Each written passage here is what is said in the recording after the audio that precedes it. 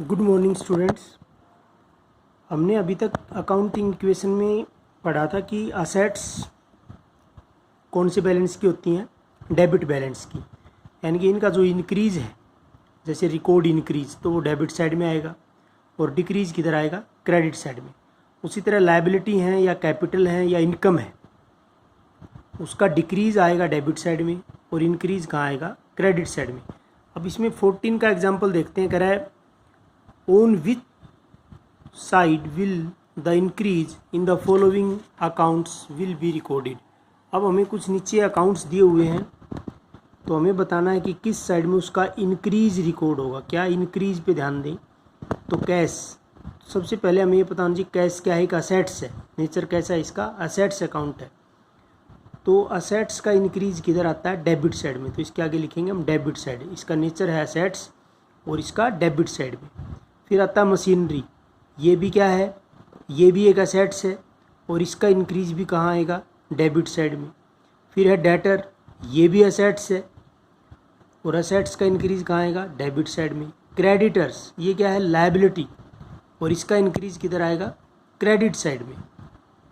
Proprietor account मतलब capital account, owner का खाता, तो इसका भी ये कैपिटल ही है, तो कैपिटल का इंक्रीज क्रेडिट।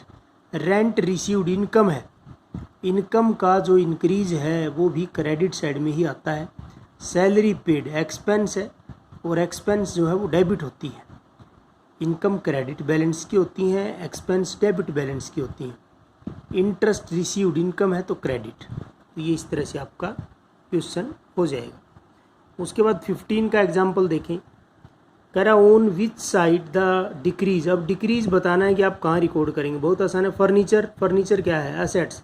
सबसे पहले आपको ये पता होना चाहिए कि असेट्स है, ये लायबिलिटी है, ये एक्सपेंस है, ये इनकम है, वो चीज़ें।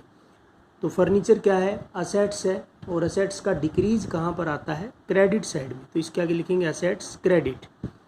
प्लांट, बैंक है, सॉरी, ठीक है। तो बैंक का डिक्रीज भी किधर आएगा, आपका क्रेडिट साइड में आएगा, बैंक का अगर डिक्रीज है तो। उसके बाद प्रोप्राइटर अकाउंट, फिर से कैपिटल है, डिक्रीज है तो डेबिट। सैलरी पेड एक्सपेंस है, सैलरी पेड क्या है, एक्सपेंस है। इसका अगर डेबिट, अगर इंक्रीज करना है तो डेबिट और डिक्रीज करना है तो credit. Salary outstanding, salary outstanding वो है जो सैलरी दी ही नहीं हमने भाई, जो सैलरी हमने दी नहीं, तो लायबिलिटी है, इसका डिक्रीज डेबिट हो जाएगा। सुभाष एक कस्टमर है, इसका डिक्रीज क्रेडिट हो जाएगा। उसके बाद आगे आते हैं नेक्स्ट पेज पर। उसके बाद आगे कह रहा है कि open T shape account. T shape account मतलब जिसमें डेबिट साइड हो और क्रेडिट साइड हो। फर्नीचर के लिए जो है हमने बनाना है, बहुत ही इजी है। देखें, सबसे पहले मैंने बताया था कि एक डेबिट साइड रहेगी असेट्स अकाउंट की, एक क्रेडिट साइड रहेगी।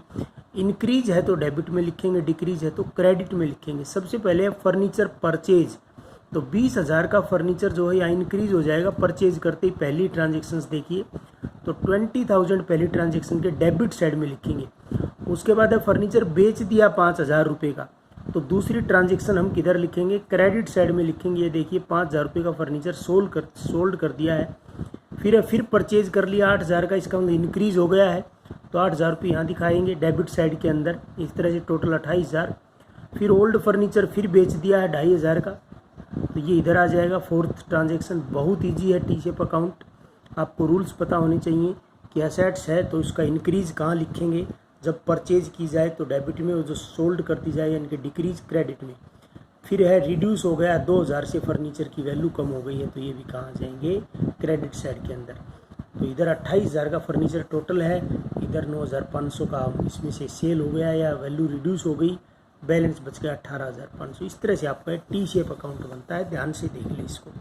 फर्नीचर अकाउंट, एक साइड डेबिट साइड होती है लेफ्ट हैंड साइड, और राइट हैंड साइड में क्रेडिट ऊपर लिखते हैं हम। इस तरह से हम करते हैं। और देख लेते हैं एक, इसमें क्या रखा है कि open A T shape account of Sanjay. Creditor है ये, तो क्रेडिटर मतलब लायबिलिटी।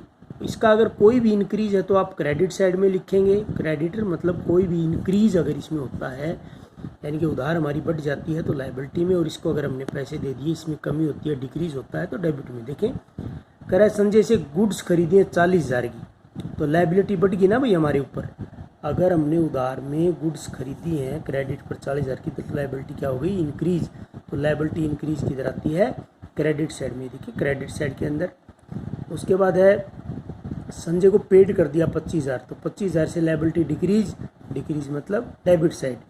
फिर है फिर से परचेज कर लिया 16,000 का क्रेडिट में, फिर 16,000 आ जाएंगे इधर। फिर कह रहा है उसको रिटर्न कर दी 2,000 की, वापस कर दी, खराब होंगी या जो भी है वो डेबिट में आ जाएगी।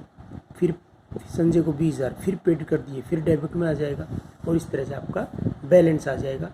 आज बैलेंस 9,000 का। इसका मतलब क्या है कि संजय नाम के क्रेडिटर को हमने 9,000 रुपये और पेड करने हैं भाई, इसका मतलब ये है।